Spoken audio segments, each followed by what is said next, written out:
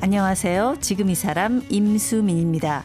어제에 이어서 스릴러 소설의 대가 정유정 작가와 말씀 나눕니다. 어제는 최근 출간한 영원한 천국에 대한 얘기를 주로 나눴는데요. 영원한 천국은 3년 전에 발표한 완전한 행복에 이어 욕망에 관한 두 번째 작품입니다. 그런데 이번 작품을 발표하면서 지난 10여 년간 암 투병을 해왔다는 사실도 고백했죠. 그토록 원했던 작가가 되면서 소설에 온 에너지를 쏟아붓느라 번아웃이 온 것도 같은데요. 소리 없이 찾아온 암이 정유정 작가의 삶에, 작품에 어떤 변화를 가져왔을지 정유정 작가 지금 만나봅니다.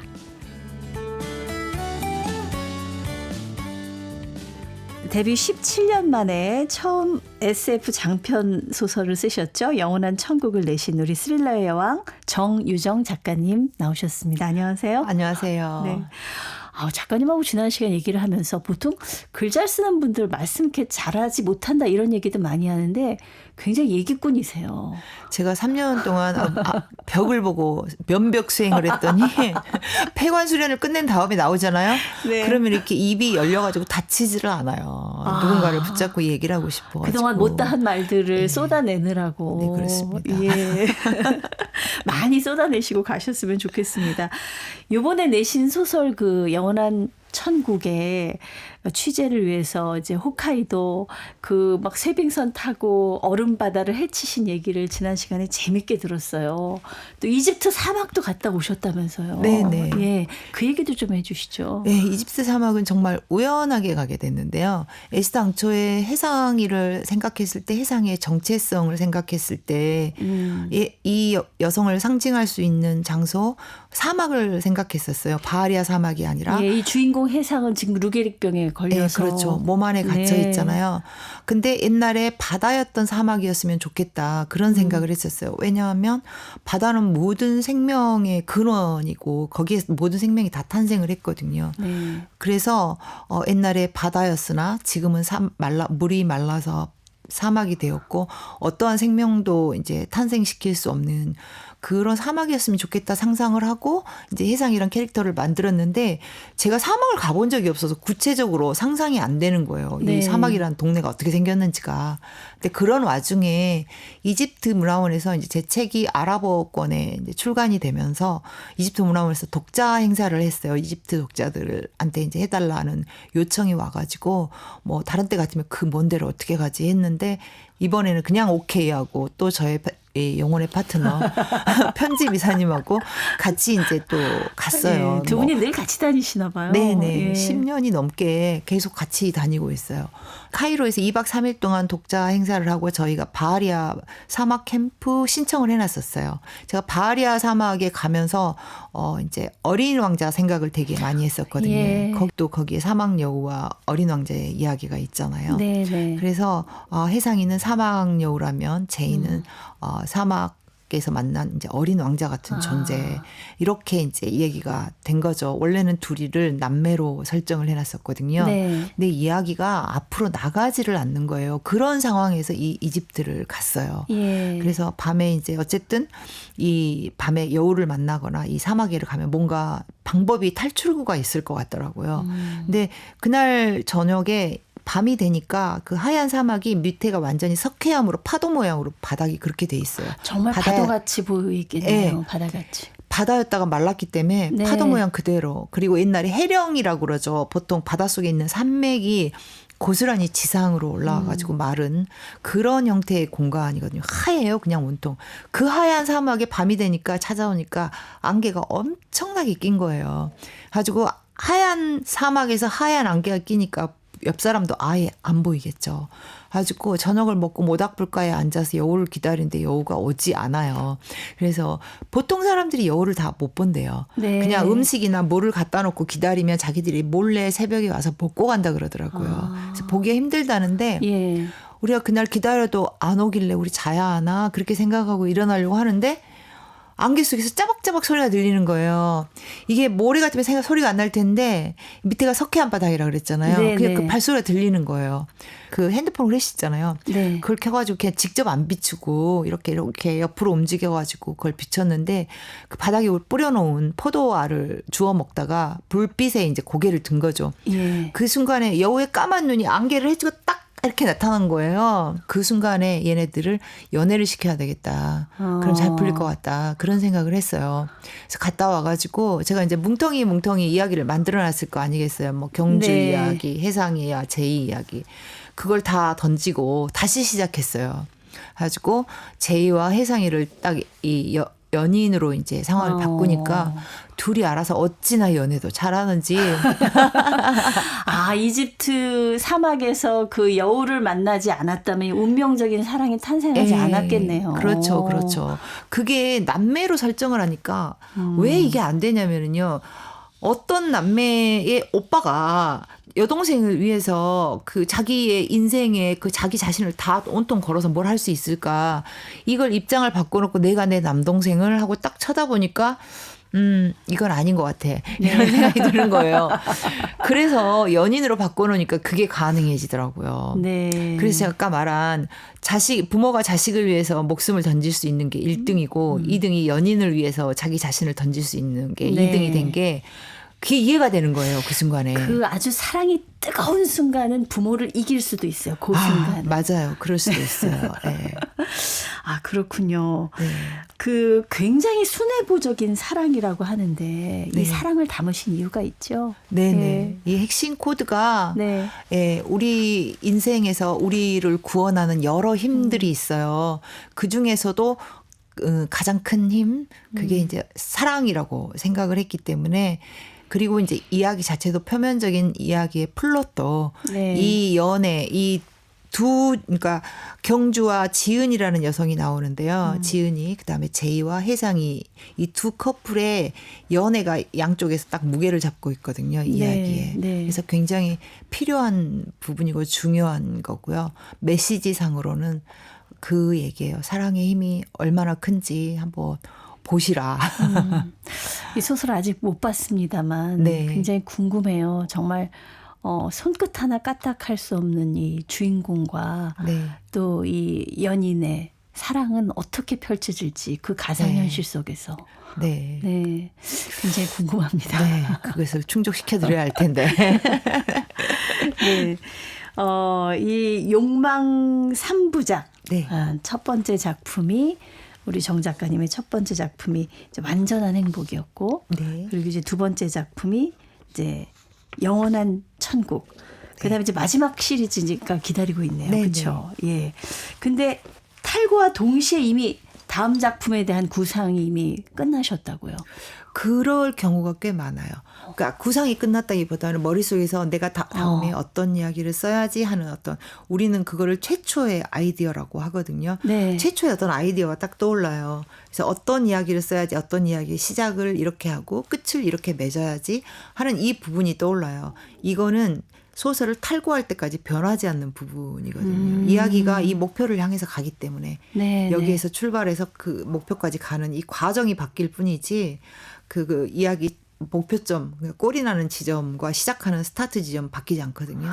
그래서 딱 그 부분까지 생각하면 굉장히 운이 좋은 경우고 네. 그게 아니고 어떤 질문 하나만 던져줘도 그것도 고맙게 생각합니다. 그게 안 던져지면 굉장히 작가들은 고통스럽겠죠.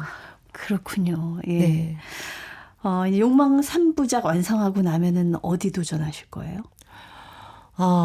그 다음에는 제가 그 청소년 소설로 등단을 했거든요. 네, 네. 그래서 청소년 소설을 하나 더 쓰고 싶어요. 10대 이야기를 쓰지 않은 지가 꽤 됐어요. 그래서 10대들의 이야기 한번 써보고 싶고요. 네. 이제 네. 그러고 나면 그 다음에 이제 또 다시 또 이제 무서운 언니와 다정한 그녀를 왔다 갔다 하는 그런 단짠단짠의 이야기가 다시 제가 한 100년 살았으면 좋겠어요. 저는. 근데 그러니까 이렇게 냉탕 온탕을 왔다 갔다 하시면서 이제 독한 맛도 보여줬다가 좀 순한 네. 맛도 보여줬다가 이제 영원한 천국은 좀 순한 맛 쪽에 들어가는 거죠. 네, 그렇습니다. 달콤한 맛에 들어갑니다. 달콤한 맛에. 네. 그렇군요. 사실 이번에 많은 분들이 좀 소식을 들으신 분들은 놀라셨을 것 같아요. 독자들이 몰랐던 사실인데 네네. 재작년까지 암 투병을 하셨다고 깜짝 놀랐습니다. 네. 한 10여 년 정도 투병을 하셨다고요? 네, 이제 암을 졸업장을 받은 게 재작년이에요. 네. 뭐 졸업장하고 주는 건 아니고요. 이제 2012년에 암 진단 받았었어요. 유방암. 네. 그래가지고 수술하고 방사선 치료를 한 38회차 정도 받았어요. 그리고 이제 2년 동안 이제 한 달에 한 번씩 병원 가서 주사를 맞는 약물 치료를 하는 게 있어요. 네. 그리고 이제 한 5년 정도는 먹는 약을 이제 먹어야 하고 이제 그래서 본격적인 초기 치료라고 하거든요. 이거를요. 이 초기 치료가 5년 걸렸고요. 그리고 이제 이게 재발이 우려되는 상황이었기 때문에 다른 사람보다 조금 그게 이제 있어가지고 5년을 이제 그 다음에는 추적 관찰을 해요. 네, 그러면 네. 이제 뭐 조금만 이상하면 MRI부터 시작해가지고 뭐 완전히 머리부터 발끝까지 다 뒤져요. CT, MRI, 뭐 펫CT, 해부학 검사 할 거 없이 다 동원해서 다 뒤지는 거예요. 그게 이제 추적 관찰이거든요. 네, 네. 그걸 5년 하고 이제 그러고 나니까 재작년에 이제 선생님이 진료 의뢰서로 써주시더라고요. 저는 그걸 써주는지 몰랐거든요. 제가 이제 다니는 데가 대학병원이니까 아니겠어요. 암 치료를 받았으니까. 네, 그러니까 네. 대학병원 교수님이 이제 당신은 나한테 올 필요가 없고 동네에 검진 센터에 가서 1년이나 2년에 한 번씩 이제 그냥 일반 종합 검진 받고 특별히 이제 그 유방암에 관련된 네. 엑스레이 정도 찍으면 충분하다라는 그 진료 의뢰서를 써주셨어요. 이게 두툼하거든요. 제가 그동안에 어떤 치료를 했는지 써야 되니까. 그래가지고 그걸 주시는데 그게 제게는 졸업장이라고 생각이 됐어요. 그렇죠. 더 이상 나한테 졸업장이죠. 오지 마라. 그거잖아. 하산해라. 이거잖아요. 그래서 굉장히 울컥했어요. 한 10년을 그 두려움이 좀 있었어요. 그럼요. 불안하고. 예. 그런데 내가 언제 죽을지도 모르고 언제 뭐 어쩔지 모르고 이런 게 있었는데 그래도 이제 그 짐을 좀 어느 정도로 내려놨다고 생각하니까 이걸 쓸 때 굉장히 뭐라 그럴까 짐이 하나 덜어진 거잖아요. 훨씬 좀 걸음이 가벼웠습니다. 정말 큰 산을 넘으셨네요. 네. 저희 어머니가 유방암 수술을 2차례나 하셨기 때문에 제가 이제 옆에서 많이 지켜봤고 저도 고위험군이라 맞아요. 늘 이제 신경을 쓰게 되는데 아니 그 힘든 와중에 저는 네. 그 힘든 와중에 그 작품을 계속 쓰셨다는 거잖아요. 네. 암 치료하는 게 보통 힘든 일이 아니고 이게 뭐 체력적으로도 그렇고 정신적으로도 그렇고 그런데 쓰는 걸 멈추질 않으셨어요? 네, 28을 이제 방사선 치료만 끝내고 제가 예. 계속 이제 약물 치료를 하는 와중에 지리산에 들어갔었거든요. 지리산 암자에서. 네. 한 달에 한 번씩 남편이 이제 나를 데리고 속세에 내려와서 주사 맞춰가지고 또 데리고 올라오고 이런 식으로 이제 살았어요. 그리고 28을 발표하고 나니까 그 28을 쓰는 동안에 머릿속이 방사선 치료의 어떤 부작용인지는 모르겠는데 머릿속에 안개 낀 것처럼 그렇게 돼가지고 머리가 안 돌아가요. 네. 그러니까 그거를 막 쥐어짜듯이 글을 쓰다 보니까 번아웃이 오더라고요. 그래서 이제 히말라야를 간 거죠. 그러니까 히말라야를 갈 때 가기 전날 주사를 맞고 28일 일정으로 갔다 와서 그 다음날 주사를 맞는 이 일정을 짜가지고 히말라야를 갔어요. 그래서 갔다 오면 좀 머리가 맑아질까 했는데 번아웃 온 게 그 한 번에 되질 않더라고요. 너무 제 자신을 정말 밑바닥까지 몰아붙였었나 봐요. 그래서 네. 갔다 와서 다시 산티아고 순례길을 떠났어요. 아이고야. 근데 이제 산티아고 순례길은 50일 정도는 잡아야 되기 때문에 전체 다 도신 거예요? 네, 처음부터 끝까지? 네. 그래서 주사가 끝난 게 이제 그 이듬해 겨울이었거든. 아니, 그러니까 2월이었어요. 한 3, 4개월 후였어요. 네. 그래가지고 그 3, 4개월 후에 이제 그게 다 끝나고 나니까 이제 먹는 약만 먹으면 되잖아요. 예. 그래서 약을 먹으면서 이제 50일 동안 산티아고 길을 걸었는데 산티아고까지만 간 게 아니고요. 피니스테레라고 그 스페인의 땅끝 마을이 있어요. 네. 예, 거기까지 가면 1000km 정도 가까이 돼요. 980km인가? 그렇죠. 저기 산티아고 저도 가고 싶어서 알아만 맨날 책만 봤는데 900km인데 예. 거기서 더가 100km 더 가는 거네요. 예, 150km 더 갔죠. 예. 예. 그래가지고 거기를 갔다 와서 드디어 이제 뭔가를 쓸 수 있는 힘을 다시 얻은 것 같아요. 그래서 종의 기원을 썼거든요. 그래서 이제 종의 기원과 이 28 사이에 3년이라는 긴 기간이 있는 이유가 이제 그런 거고 또 히말라야 갔다 온 거를 에세이로 썼는데 그게 이제 소설을 쓰기 전에 어떤 마중물처럼 제가 워낙에 이제 글을 못 쓰게 된 상황이어가지고 미리 에세이로 먼저 시동을 걸었는데 제가 암 투병하면서 히말라야에 갔다는 말을 하면은 그게 좀 뭐라 그래야 되지? 어떤 상업적으로 이용하려는 의도? 이 에세이를 많이 팔려고 이런 말을 네, 썼나 이럴까봐 그 말을 빼고 그냥 그 슬럼프다. 슬럼프를 어떻게 이겨보려고 히말라야를 갔다 이렇게 이제 썼던 거죠. 근데 그런 것을 알리고 싶지는 않았어요. 근데 그렇게 치료를 하면서도 저는 힘들다는 생각은 거의 안 해본 것 같아요. 근데 얘기를 듣다 보니까는요. 아니 그런 그 항암을 하는 와중에도 막 히말라야를 가고 산티아고 순례길을 가고 또 소설을 탈고를 하고 이게 조금 노는 거를 못 하시는 분이 아닌가 네. 그런 생각이 들어요. 옛날에는 그랬어요. 네. 옛날에는 놀면 뭔가 내가 나쁜 짓을 하는 것 같은 죄책감이 있었거든요. 근데 이제는 그렇지 않아요. 이제는 제가 이제 그 투병을 하고 이렇게 긴 세월을 네, 이 나이에 오다 보니까 그래 놀 때 잘 놀아야 되겠다.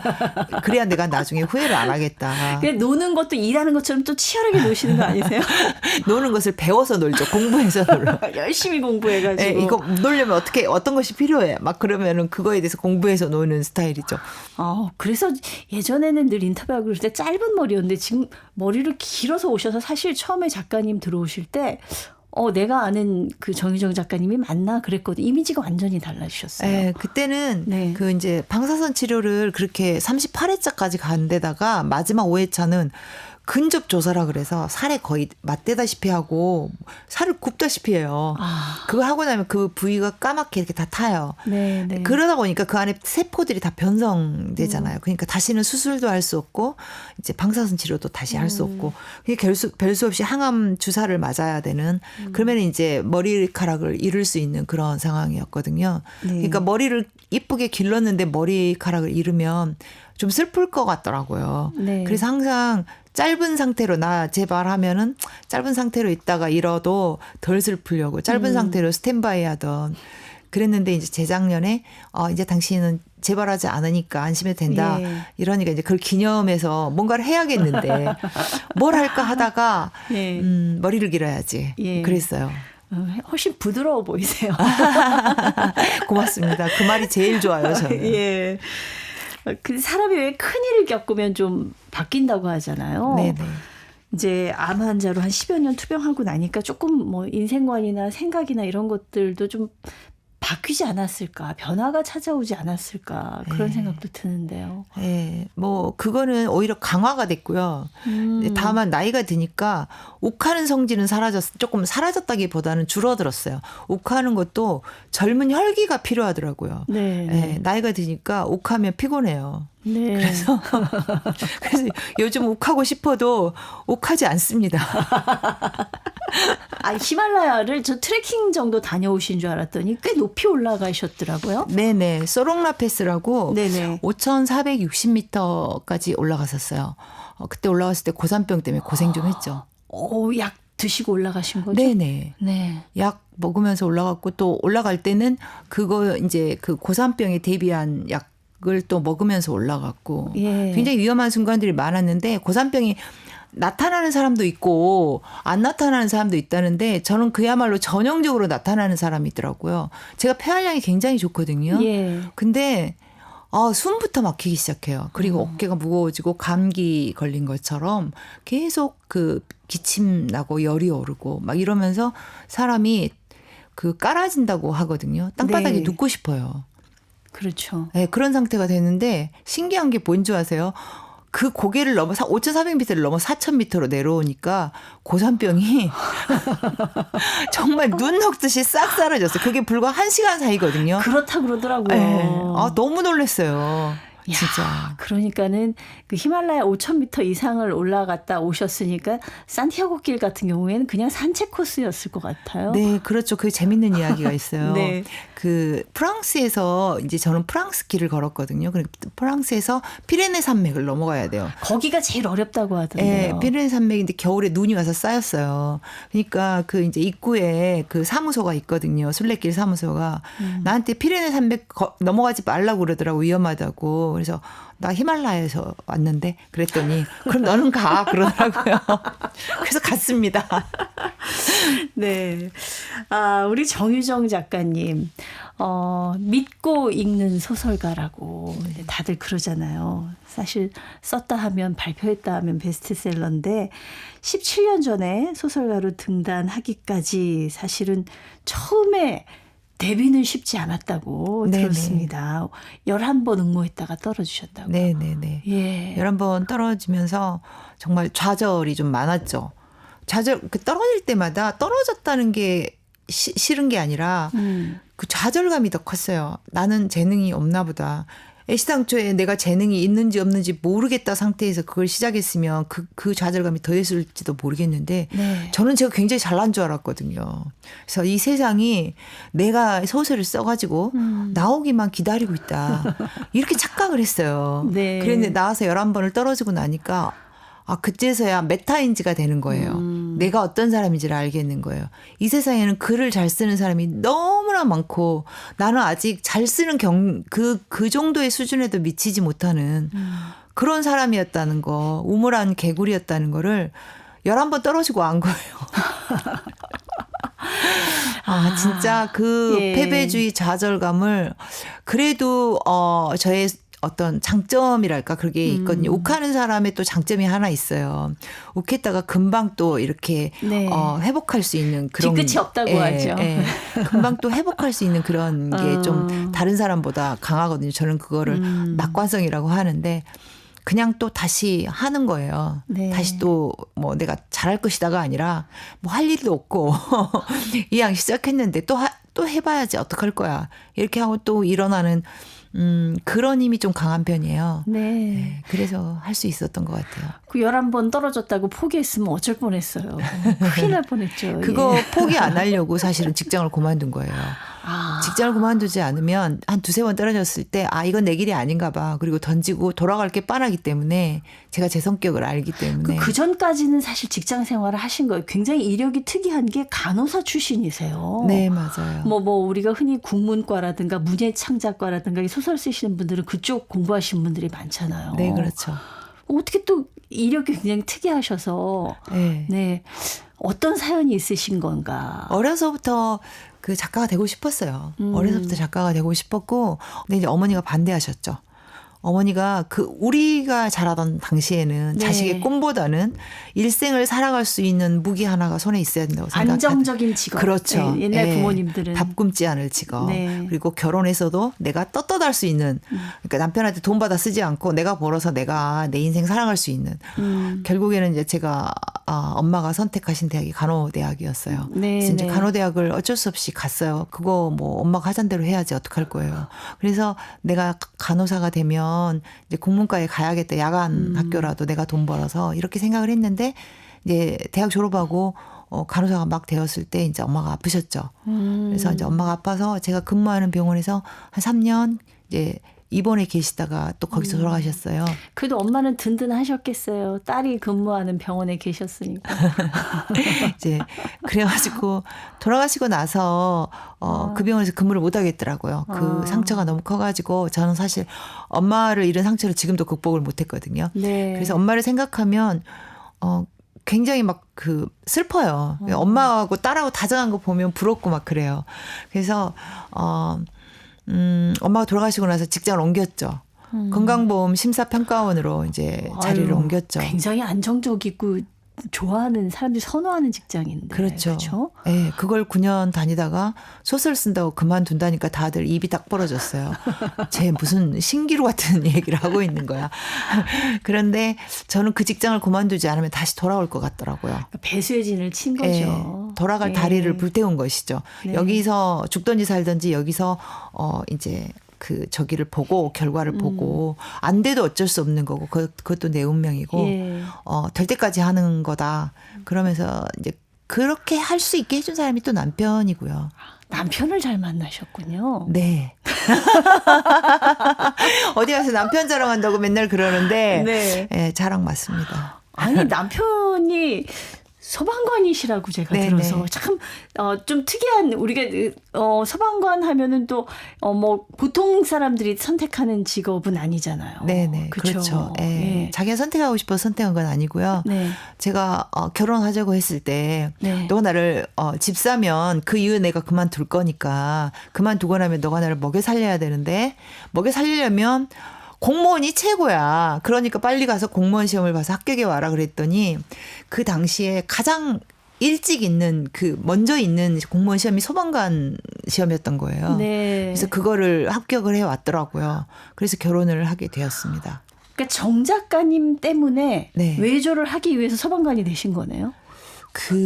그런 말을 그때까지는 제가 이제 속으로는 숨기고 있고 겉으로는 자기를 생각하는 척. 네. 너는 내가 이제 애를 낳으면은 나와 아이를 책임져야 되는 가장이니까 굉장히 든든한 직장을 가져야 돼. 딴 생각하지 말고 가서 공무원 시험 봐. 이거를 막 가스라이팅을 했어요, 제가.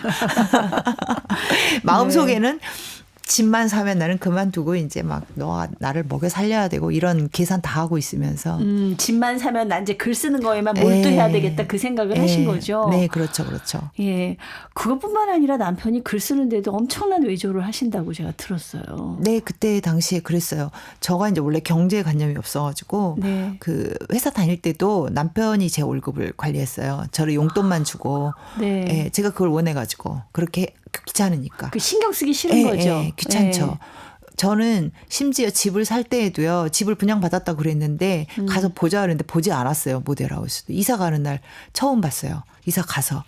너무 귀찮아요. 그런 게. 그래서 그때 주던 용돈을 그 집에 혼자 이제 글 쓰고 자기 네. 혼자 벌 때 그때도 줬어요. 똑같이. 그러니 얼마나 힘들었겠어요. 그러나 저는 그런 사정 봐주지 않습니다. 네, 그건 자기 어떤 사정이고. 이제 작가님이 이제 베스트셀러를 많이 쓰셨기 때문에 네. 이제 많이 버셨을 것 같은데 그러면은 집안의 그 경제적인 그 관리 지금도 남편이 다 네, 네. 하십니까? 네, 제 인생 관리도 남편이 합니다. 네. 저는 용돈 받았습니다. 남편이 보람이 있으시겠네요. 그러니까 사람은 이걸 잘해야 돼. 투자를 잘해야 돼요. 저 종목이 우량주인가 아닌가 일찍 파악해가지고 예. 투자를 잘해야 합니다. 네. 결론은 남편의 안목이 뛰어나신 걸로. 아니 제가 우량주인 거예요. 아, 예.